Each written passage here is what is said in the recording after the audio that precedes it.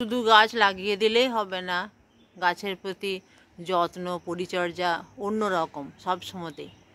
আর সেগুলো কিন্তু কেমিক্যাল দিয়ে নয় বা কীটনাশক, সমস্ত কিছু কেমিক্যাল দিয়ে নয়, কিন্তু কোনোটাই বাড়ি যারা যে সমস্ত গাছগুলো করব আমরা ছাদে করব, কোনোটাতেই কিন্তু কিছু কেমিক্যাল দেব না, পুরোটাই জৈবভাবেই করব। গাছ পরিষ্কার, গাছের গোড়া পরিষ্কার, ঠিক মতো গাছগুলোকে দেখা, কোথায় কিভাবে পোকার আক্রমণ হচ্ছে নাকি সেগুলো দেখা। আপনারা দেখতে পাচ্ছেন যে আতা গাছটি ভালো ফল এসেছে, এই যে ফলও ধরে যাচ্ছে, অর্থাৎ গুটি ধরে যাচ্ছে।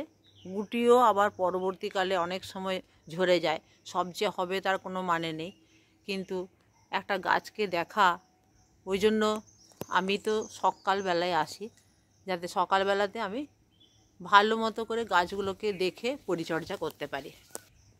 এই যে রোদ্দুর ওঠে না, এখন গাছে জল দেয়া, গাছগুলোকে দেখা, এই যে দেখা যাচ্ছে এইখানটাতে একটু পোকার আক্রমণ হয়েছে।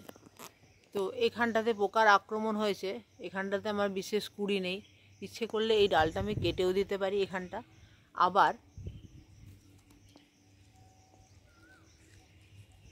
আবার এই জায়গাটাতে এই যে একটু নিম জলও ছিটিয়ে দিতে পারি যদি প্রয়োজন হয়। তো আমি এখানটাতে আমি কেটেই দিলাম, যাতে এই পোকার আক্রমণটা আর অন্য জায়গায় চারিয়ে না যায়। এত ডোগাতে যদি কোনো কুড়িও থাকে, ডোগার কুড়ি থেকে চট করে ফল দাঁড়ায় না।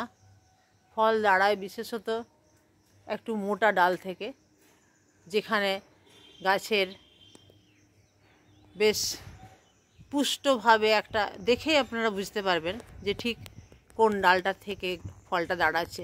একদম যদি ডোগাতে একটা কুড়ি আসে, সেই ডোগার কুড়ি থেকে ফল চট করে, সেই পরাগায়ন হলেও চট করে ফলটা কিন্তু দাঁড়ায় না। এবারে সব যে গুটি হলেই যে সেগুলো সব দাঁড়াবে তা কোনো মানে নেই, কিছু তো ঝরবেই, কারণ প্রচুর হয়, কিছু ঝরবে। আপনারা অনেকেই বলছে যে দাঁড়ায় না, দাঁড়াবে, কিন্তু সমস্ত কিছু সবগুলো ধরবে না, কিছু দাঁড়াবে।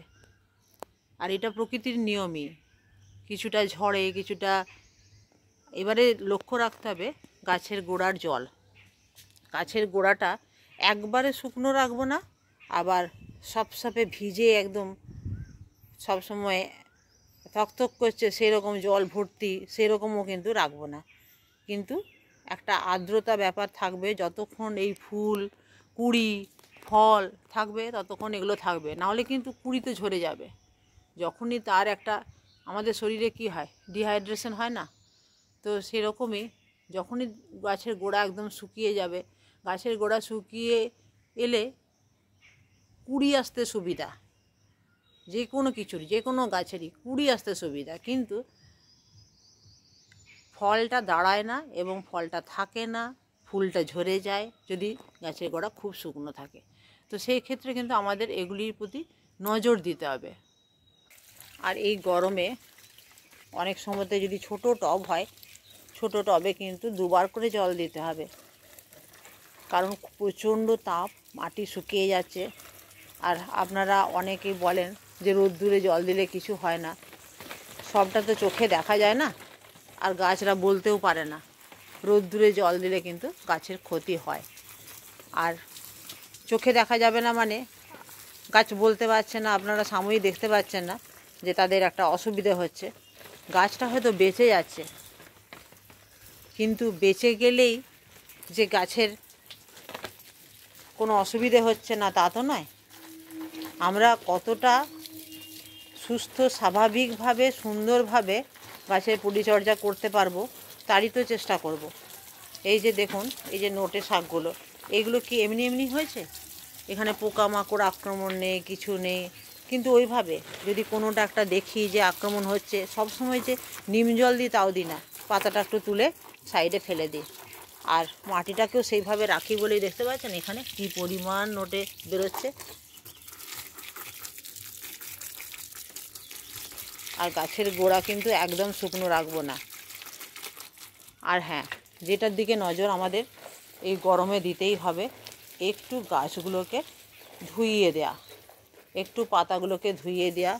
প্রথম কথা, পাতা ধুইয়ে দেওয়ার একটা ব্যাপার হচ্ছে, খানিকটা পাতা থেকে ডাস্ট যদি উড়ে যায়, এই ধুইয়ে দিলে যদি চলে যায়, সেক্ষেত্রে কিন্তু গাছের এই খাদ্য সরবরাহ, এই সমস্ত কিছুটা সিস্টেমটা কিন্তু খুব ভালো হয়।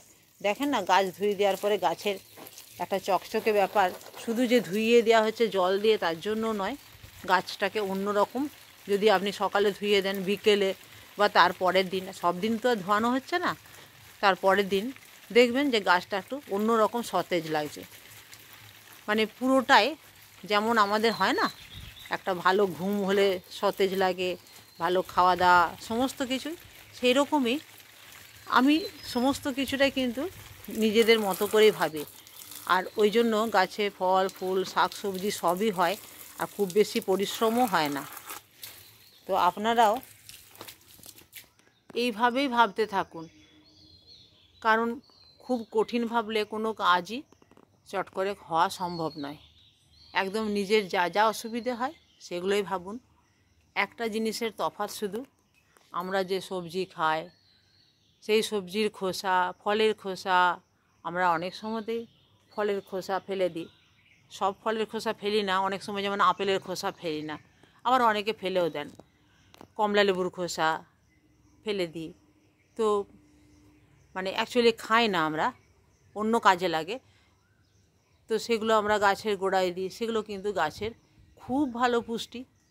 এই ক্ষেত্রে গাছের যেটা অমৃত, আমরা সেগুলো ফেলে দিই।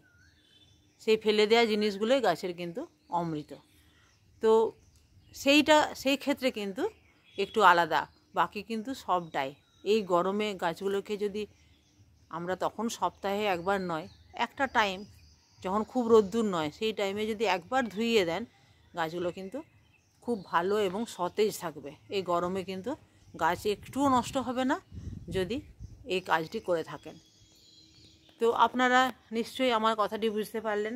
আরেকটি জিনিস আরেকবার দেখাচ্ছি, যে এই যে মাটি উর্বর থাকলে এবং জৈবভাবে যদি মাটি তৈরি হয় অর্গানিকভাবে, কি ফলটা দাঁড়ায় দেখুন।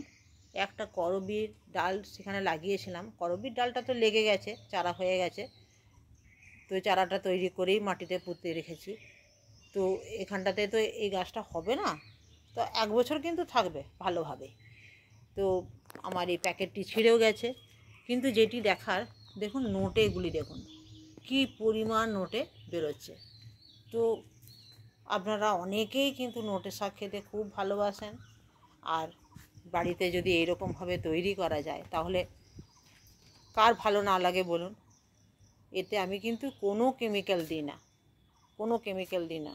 আর তৈরি করা যায় বলতে এখানে তো বুঝতেই পারছেন, এগুলো কি আমার বীজ পোঁতা না, একদমই নয়। এগুলো কিন্তু নিজের থেকেই হয়ে গেছে।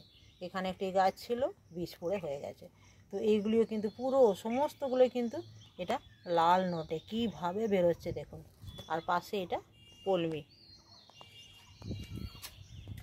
এই যে কলমি। তো এত সহজে যদি গাছপালা হয় তাহলে কেন করবেন না? সবুজের মধ্যে থাকতে কার না ভালো লাগে?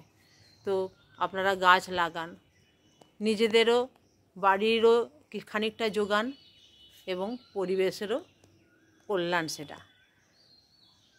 আজকের ভিডিওটি কেমন লাগলো জানাবেন। গাছ করুন, খুব ভালো থাকুন। আর হ্যাঁ, আমার চ্যানেলে যারা নতুন তারা কিন্তু অবশ্যই সাবস্ক্রাইব করে যাবেন। আজ রাখি, দেখা হবে পরের ভিডিওতে।